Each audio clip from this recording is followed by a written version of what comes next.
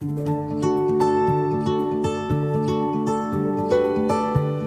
Guys, this is Sandeep sir और आप सबका स्वागत है हमारे channel target e learning club पे। जैसे आप सबको पता है कि हम लोग एपिसोड्स अपलोड कर रहे हैं किस चीज का, इडियम्स एंड फ्रेजेस का with meaning and examples. 4 episodes already upload हो चुका है। अगर आप नहीं देखे हैं तो डिस्क्रिप्शन बॉक्स में उसका लिंक दिया गया, उसको देख सकते हैं। इस वीडियो को देखने के बाद भी देख सकते हैं। ऐसा नहीं है कि फर्स्ट, सेकंड, थर्ड, फोर्थ अगर देखेंगे तो ही कुछ समझ में आएगा, नहीं, ऐसा कुछ नहीं है। आप जहां चाहें वहां से शुरू कर सकते हैं। आप एक दिन में एक ही अगर ईडियम सीखते हैं तो भी आपकी इंग्लिश बहुत इंप्रूव होगी। ऑलराइट गाइस, इस एपिसोड के अंदर, इस 5वें एपिसोड के अंदर हम लोग कुछ और 5 इडियम्स एंड फ्रेजेस को कवर अप करेंगे। तो देर किस बात की, चलिए शुरू करते हैं।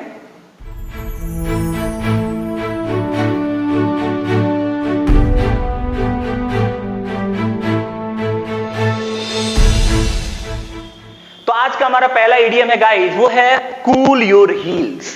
कूल योर हील्स, हील्स समझते हैं ना, एड़ी, उसको ठंडा करना। कब करना पड़ता है मैं आपको बताता हूं। आइए यहां पे हम इसके मीनिंग को थोड़ा ध्यान में रखते हुए समझते हैं कि आखिर ये क्या कहना चाहता है। वेट फॉर समथिंग, यानी किसी चीज का इंतजार करना, स्पेशली व्हेन इट्स एनोइंग, यानी कि जब किसी चीज से आप उब जा रहे हो, यानी कि आपको मन नहीं कर रहा हो इंतजार करने के लिए, फिर भी आपको इंतजार करना पड़े, वहां पे आप यूज करते हैं कूल योर हील्स। क्या यूज करते हैं? Cool your heels. क्या यूज करेंगे? Cool your heels. जैसे यहां पे एग्जांपल बहुत अच्छा दिया गया है, समझिए। ये यहां पे आप प्रिंसिपल के यहां गए हुए हैं, ठीक है, प्रिंसिपल के यहां गए हैं और वहां पे कोई आपको काम है, लेकिन वो प्रिंसिपल किसी मीटिंग में बिजी है। क्या है? बिजी है। इसकी वजह से आपको वहां इंतजार करना पड़ेगा। आपको बहुत अजीब लग रहा है, बहुत अजीब फीलिंग हो रही है आपको। You are not feeling good, you are not feeling comfortable, you are feeling annoyed, you are feeling like angry.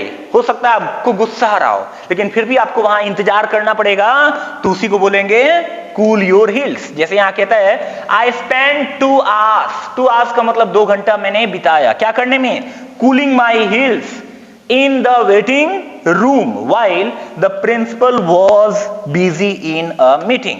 मुझे वहां प्रिंसिपल के वेटिंग रूम में, है ना, वेटिंग रूम में, वेटिंग रूम है ना, यहां पे दिया गया है, वेटिंग रूम में इंतजार करना पड़ा। कब? जब the principal was busy in a meeting, यानी कि जब प्रिंसिपल बिजी था मीटिंग के अंदर, तो मुझे वहां पे कितना घंटा इंतजार करना पड़ा? 2 घंटा।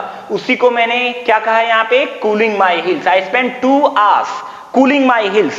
मैं वहां पे बहुत ही अजीब तरीके से इंतजार किया, यानी कि दर्द हो रहा था, अजीब लग रहा था, गुस्सा आ रहा था, हाँ, मन उब गया था, फिर भी मुझे वहां 2 घंटे इंतजार करना पड़ा इन द वेटिंग रूम, उस वेटिंग रूम में। किस लिए? क्योंकि भाई प्रिंसिपल से मिलना था, लेकिन the principal was busy in a meeting. तो क्या आपको कभी अपने हील को कूल करना पड़ा? क्या आपने कभी उस सिचुएशन में पड़े हैं, उस सिचुएशन में आए हैं where you have to cool your heels, जहां पे आपको अपने एड़ी को ठंडा करना पड़ा, यानी कि आपको गुस्सा आ रहा है, लेकिन फिर भी आप ठंडे रूप से बैठे हुए हो कि भैया काम तो निकलवाना है ना, काम निकलवाना है तो इंतजार करना पड़ेगा। समझ गए ना? तो उसको कमेंट में जरूर कीजिएगा। आइए आज का अगला हमारा इडियम देखते हैं। आज का हमारा अगला इडियम है गाइस, वो है कट कॉर्नर्स। कट कॉर्नर्स का मतलब क्या होता है? इसका मीनिंग देखिए, बहुत अच्छे समझ जाइएगा।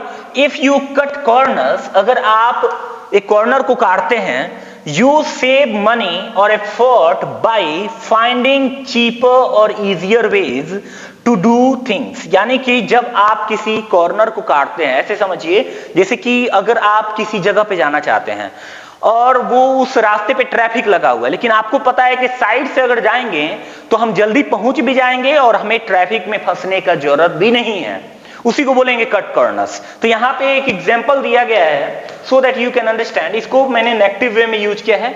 If you cut corners on this product, अगर आप इस प्रोडक्ट पे, किस प्रोडक्ट पे? इस प्रोडक्ट पे। और आपको पता है हेडफोन्स मुझे भी बहुत पसंद है, एक्चुअली सबको पसंद होता है। तो हेडफोन पे अगर आप कट कॉर्नर करते हैं तो क्या होगा? It will have a lesser life span. अगर आप खरीदने गए हैं एक हेडफोन्स, बहुत महंगा महंगा आता है ना, अगर आप हेडफोन्स खरीदने गए हैं और वहां पे जाकर के आप सोच रहे हैं कि मैं क्या करूं, पैसा बचा लूं, you are trying to save money. देखिए आप क्या कर रहे हैं, आप मनी को सेव कर रहे हैं, तो वहां पे सब गड़बड़ हो जाएगा। वहां पे आपको अच्छा प्रोडक्ट मिलेगा ही नहीं। जब अच्छा प्रोडक्ट नहीं मिलेगा तो ज्यादा दिन तक टिकेगा नहीं और आपको लगेगा कि यार काश मैं थोड़ा महंगा खरीद लिया होता तो बेटर रहता। ऑलराइट गाइस, तो कट कॉर्नर्स का मतलब you are trying to save money और एफर्ट। आप क्या कर रहे हैं, अपने पैसे और एफर्ट को बचाना चाहते हैं। आइए आज का अगला हमारा वर्ड देखते हैं गाइस। आज का अगला वर्ड है हमारा, वो है cut someone down to size, यानी किसी इंसान को उसके औकात पे लाना, यानी कि उसको ऐसा लग रहा है कि मैं बहुत बड़ा तीर सिंह हूं भैया, है ना, बहुत बड़ा तीर सिंह। तीर सिंह मेरा फेवरेट वर्ड है। तो बहुत बड़ा तीर सिंह हूं, और उसके बाद से वो कुछ भी बोले जा रहा है, लेकिन सडनली उसके सामने कोई हकीकत में वो इंसान आ गया जिसके अंदर वो दम है, तो क्या करेगा, उसको अपनी औकात पे लेके आएगा कि भैया यही तेरी औकात है। जैसे यहां पे पहले हम मीनिंग को समझ लेते हैं, मीनिंग को समझते हैं तब जाके मजा आएगा। If you cut someone down to size, you show them, उनको आप दिखाते हैं, यू शो देम, क्या दिखाते हैं, they are not as important और इंटेलिजेंट एज दे थिंक, यानी किसी इंसान को जितना लगता है कि मैं इंटेलिजेंट हूं या इंपॉर्टेंट हूं, वो इतना इंपॉर्टेंट नहीं है, ये आप उनको दिखा देते हैं, उनको जता देते हैं, उनको बता देते हैं, उनकी औकात याद दिला देते हैं। ऑलराइट गाइस, जैसे यहां पे एक एग्जांपल है, जैसे कि ये बॉस है और इस बॉस ने उस इंसान को बढ़िया से शौक सिखाया, क्या दिया जी, उसको एक लेसन दिया, क्या दिया, The boss cut that or arrogant guy to size in no time. In no time का मतलब बहुत जल्दी में, मतलब कि very in less time, मतलब कि कोई काम करने में बहुत कम टाइम लगे, उसको बोलते हैं in no time. तो guys, the boss cut that arrogant माने घमंडी होता है, guy to size, उस arrogant, यहां पे देखिए someone की जगह पे क्या आया है, someone की जगह पे यहां पे that से लेकर के और एरोगेंट गाय टू साइज, ठीक है, डाउन टू साइज, यहां पे मैंने डाउन छोड़ दिया है, डाउन टू साइज, यानी कि cut that arrogant guy down to size in no time, यानी कि उस बॉस ने उस आदमी को, उस लड़के को समय नहीं लगा उसकी औकात दिखाने में कि देख भाई तेरी यही औकात है। ऑलराइट गाइस, तो कई बार आपको सामने वालों को औकात दिखाना पड़ता है कि भैया आपकी यही तक लिमिटेशन है, जितना आप सोच रहे हो उतना इंपॉर्टेंट हो नहीं, जितना आपको लग रहा है कि आप इंटेलिजेंट हो उतना हो नहीं। जैसे कि कोई लड़का है, जैसे एक बार मेरे क्लास में भी हुआ था, मैंने कहा कि पीएनजी बनाने में मुझे इतना समय लगता है, मतलब एक फोटो को अच्छे से एडिट करके पीएनजी बनाने में इतना टाइम लगता है। तो वो लड़का बोला सर हम 5 मिनट भी नहीं लगेगा, कर देंगे।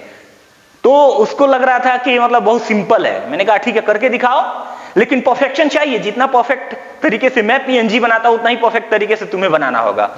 तो एक दिन बाद में उसको एहसास हुआ कि मैंने ये गलती करी थी। तो मैंने क्या किया था, उसको cut that boy down to size, यानी कि मैंने उसको बताया कि भाई जितना तुम्हें लग रहा है ये कि मैं इंटेलिजेंट हूं कर लूंगा, है ना, उतना आसान नहीं है। It is not as easy as pie, आपको मेहनत करना पड़ता है फोटो एडिट करने में। ऑलराइट गाइस, कितना भी आ जाए एआई वाला कोई भी सॉफ्टवेयर, लेकिन अगर आप चाहते हैं अच्छे लेवल के एक फोटो को बनाना तो it takes lots of time, it takes lots of patience.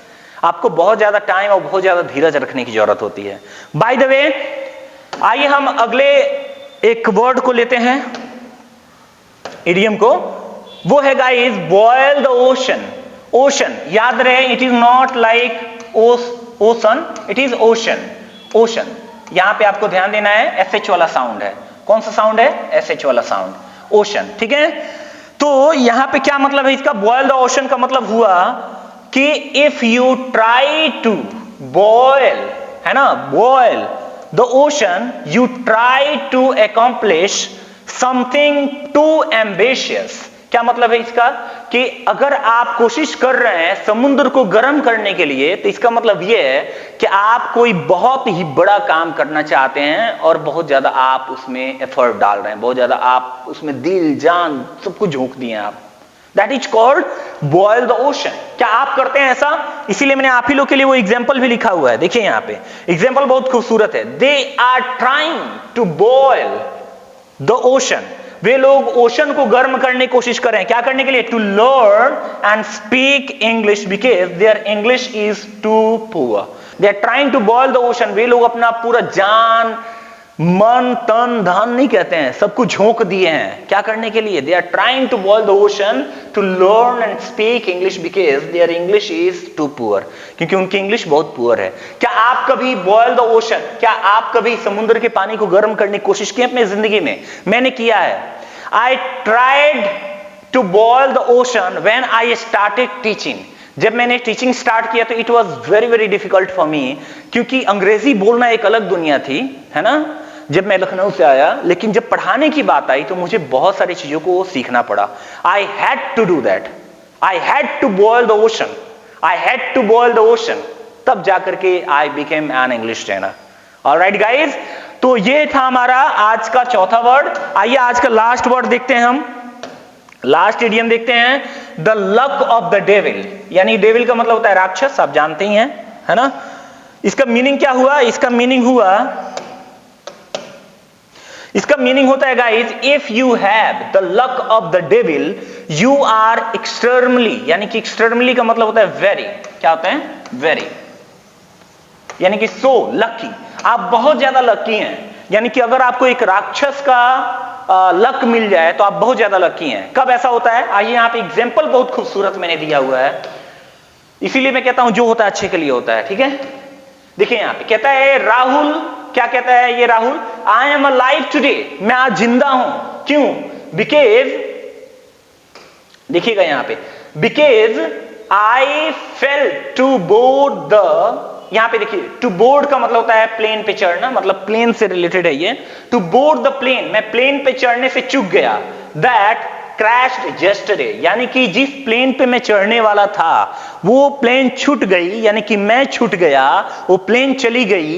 लेकिन यही कारण है कि मैं क्या हूं? आज जिंदा हूं।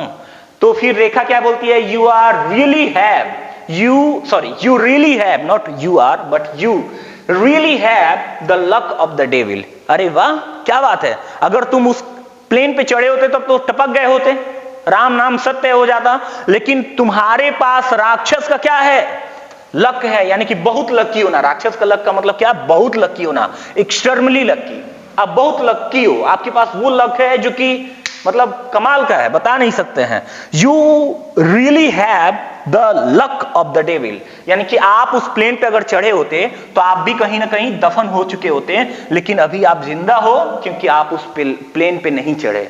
ऑलराइट गाइज, तो ये था हमारा आज का अंतिम इडियम, जिसका मैंने मीनिंग भी बताया। इडियम्स एंड फ्रेजेस इसमें मैं कवर अप कर रहा हूं विद मीनिंग एंड एग्जांपल्स। काफी मेहनत लगता है एक वीडियो को बनाने में। I put my heart and soul to make these all lessons. अगर आपको पसंद आते हैं तो उसको प्लीज शेयर जरूर कीजिएगा। I have to boil the ocean to make these all videos. बहुत ज्यादा मेहनत करना पड़ता है गाइस, तब जाकर के ये सब हो पाता है। तो कैसा ये सब लग रहा है, एपिसोड्स कैसा लग रहा है, नीचे कमेंट जरूर कीजिएगा। आप लोग के अप्रिशिएशन ही मेरे लिए इंस्पिरेशन है। आप जितना तारीफ करेंगे सच्चे दिल से, उतना ही मेरे दिल को लगेगा, उतना ही मुझे एनर्जी मिलेगी कुछ नया करने के लिए। थैंक यू सो मच, मिलेंगे अगले एपिसोड में।